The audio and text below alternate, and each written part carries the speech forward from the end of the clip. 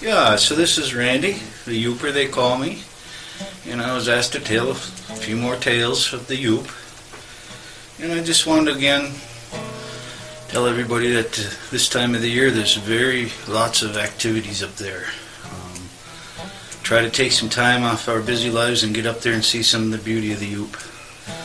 But I tell you, I grew up in a little town called Sands. Still got a lot of good friends up there. Dad had a motorcycle snowmobile business that developed after a couple of tries of some different things. He had a Zephyr station and then a little grocery store there on the property. But being that he had the R2B sports shop, I was really a fortunate boy when I grew up.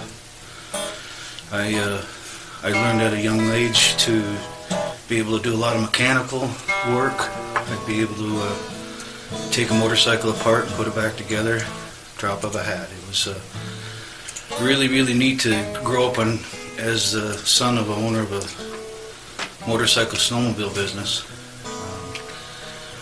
Dad would have me come there after school. A little story I wanted to tell. And I'd get off the bus, and he first started me have to sweep the floor, and empty the oil drums and clean old spark plugs. We had a little thing that he'd put the spark plug in and hit a button with sandblast the spark plug and see which ones were good and which ones weren't. And, slowly I learned to do different things. Fill up the batteries when they're new and make sure they were charged right, little motorcycle batteries and so on and so forth. So anyway, I'd get off the bus and eventually he'd walk back in the mechanical area and tell the mechanics, Randy's here for a couple hours, teach him something. And he'd look at me and say, "Kid, go learn something now." And thank God for that. I learned a lot. I took time. It took a long time to build a relationship with the mechanics where I would actually clean and organize their tools and put them away. So when it came time I needed to borrow a tool, they were happy to let me do that. I learned to show respect for other people's stuff and try to do the best I could. But anyway, hanging out with the mechanics kind of made me I was young and they were teasing me about girls back then and giving me a hard time all the time, so it made me a little stinker, to say the least. And I ended up having this issue with putting my middle finger up a lot. And it got me in trouble, by the way. Little story I wanted to tell. I lost my bus privileges because we're on the school bus and we're pulling out, and I'm on the bus to go to my dad's shop where I did do the mechanical work and loved going there after school. And so anyway, the bus is going by and all the local officers out there directing traffic. And yep, sure enough, I'm trying to impress my friends. I put up my middle finger and stick it out and point it at the cop. Well, lo and behold, here we go. We're driving down the road and just about out of the town of Gwynn, and that policeman pulled that bus over. And I thought, oh boy, I moved a couple seats up towards the middle of the bus thinking I could get away with it. But boy, he laid eyes on me and he jerked me right off of that bus. He dragged me off that bus. And he looked at me and told me, he says, "If I ever see you put that middle finger up again, I'm going to rip it right off your hand," he said. Well, lo and behold, I got expelled off the bus.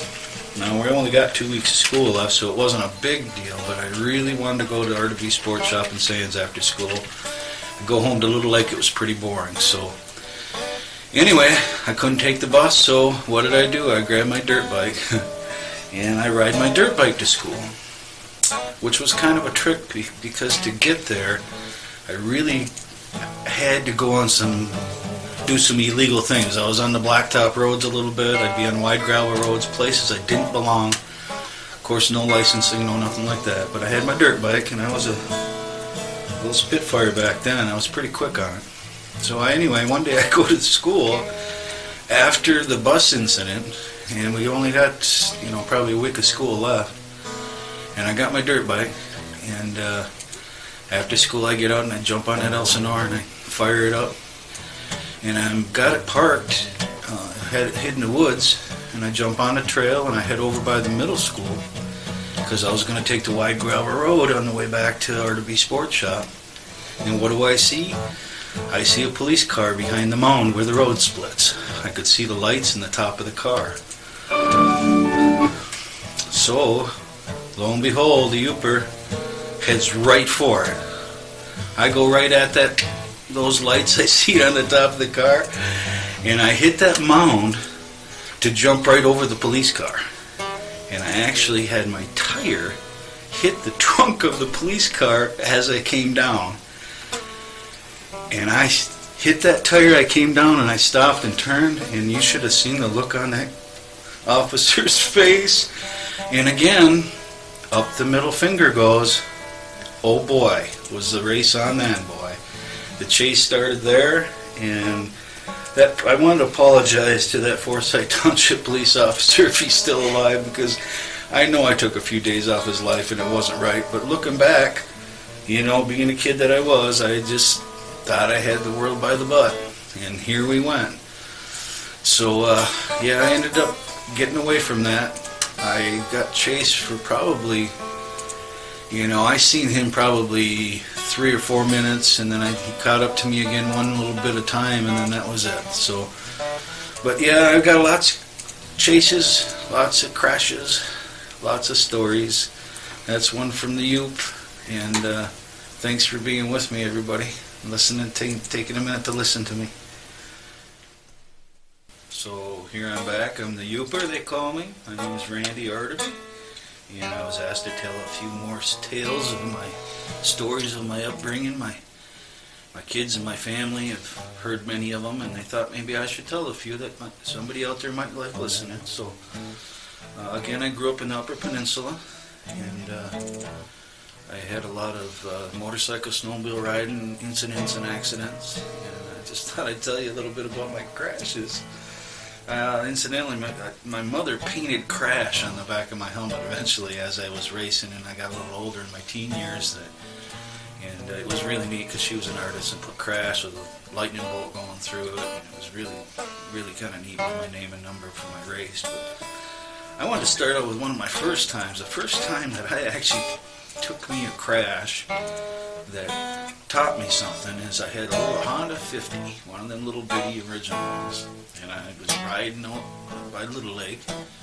Folks had a place on the lake out there, and riding one of the trails, and come through some sand and hit my brake, which ended up being my front brake, and it put me right over the handlebars. That was my first time of my first crash. But you know what I wanted to mention this time in my stories is I learned eventually not to look back, because you really gotta keep an eye on where you're going.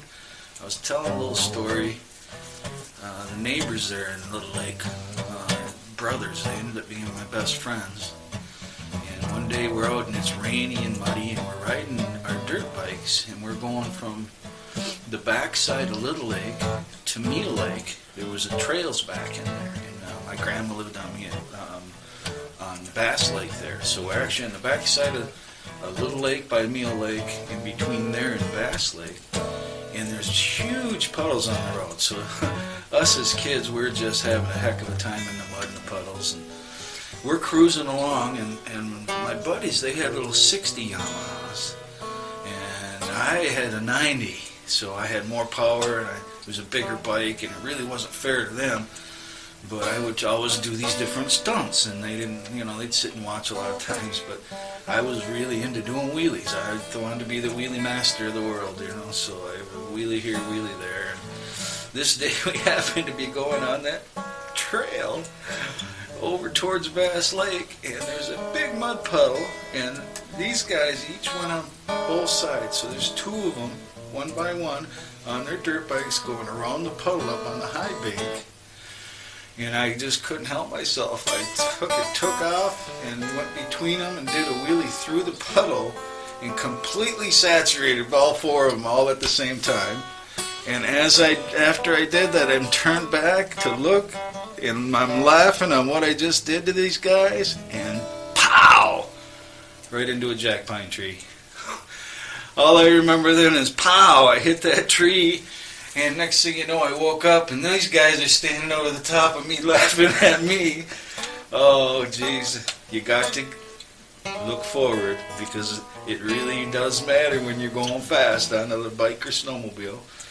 And the second time I learned is I pulled up to Little Lake one time on my snowmobile, and a friend of mine, Kenny, pulls up with his he had a snow jet when they first come out. And I remember him pulling up, and all he wanted to do was race. All he wanted to do was race. Come on, let's go race, let's go race. And it's like, all right, let's go race. So we end up going down to what we called the pipeline. It was a natural gas line that went through, and snowmobiles would go up, and there was a big top of a hill where you make a fire and hang out. But anyway, we start on the far side, and there's a big old long straightaway, but it's bumpy. And we start side by side, and we went go, and we both took off. And he got a little bit of jump on me, but I quickly caught him and passed him, and we are going, of course, full speed all we can to try to beat each other.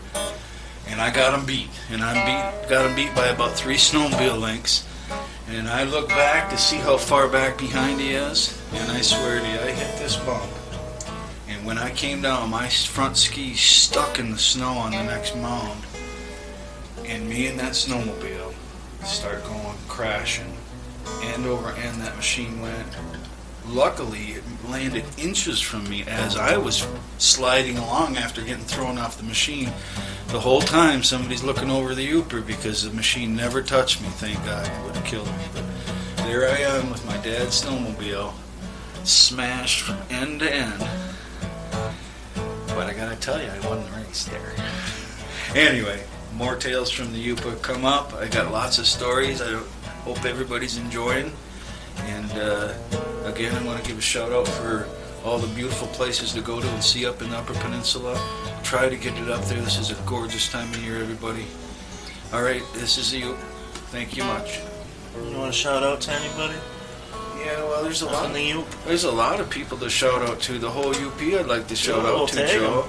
I love them all, but I got a lot of family and friends up there. And I don't want none of them to feel bad that they're forgotten about, because none of them are, but I just don't have time to mention them all. But all my family, my nephew Jeremy and his family,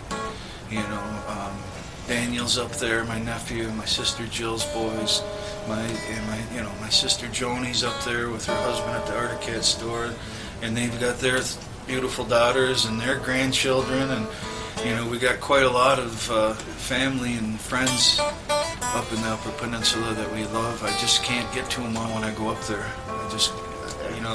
I don't know. Spend some serious time. I crossed that bridge many, many times heading back home, and when I get up there, it feels like home. And I just can't get enough time.